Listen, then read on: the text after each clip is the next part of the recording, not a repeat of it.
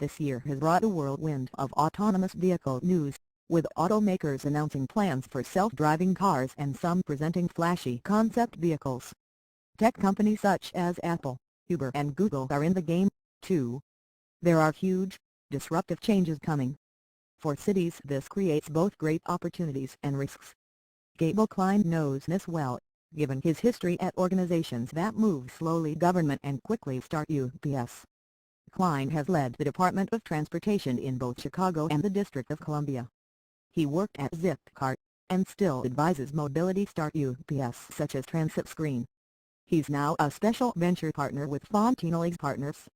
In Startup City, published this month, Klein shares what he's learned, and casts an eye toward the future. He identifies the advent of self-driving and connected vehicles as perhaps the greatest challenge and most exciting innovation cities will face in coming decades.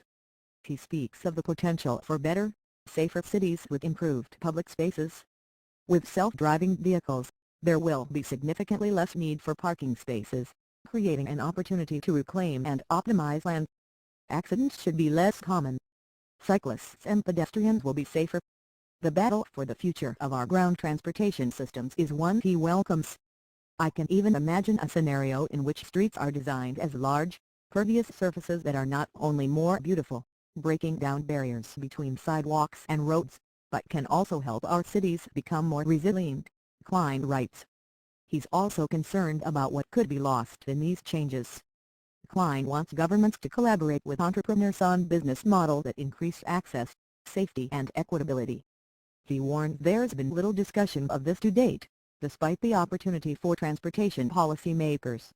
If this tack is not taken, there is a risk that these services left solely to the free market could instead reinforce existing stratifications, undermining public transit systems and making mobility even more of a luxury good, Klein says. He suggests the creation of design guidelines for the city of the future. They would focus on reclaiming public space, democratizing mobility and choosing quality of life over just time saved on efficient transportation.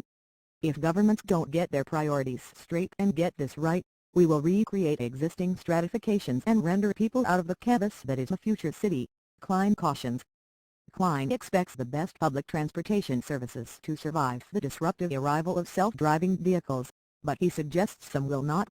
Unreliable local bus networks and mediocre suburban and rural transit are ripe for disruption in this new world, Klein writes.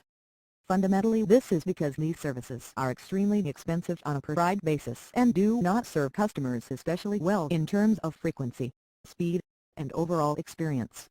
He calls for calculating the efficiency of vehicles per person, per mile, as well as their impact on the environment.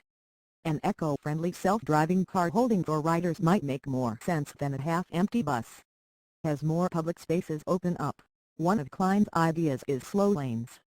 Any mode of transit could ride in these lanes, provided it weighs under 500 pounds and doesn't go over 15 miles per hour. The better tomorrow is waiting for us, but we can leave it all to the disruptors. Copyright 2015 The Washington Post.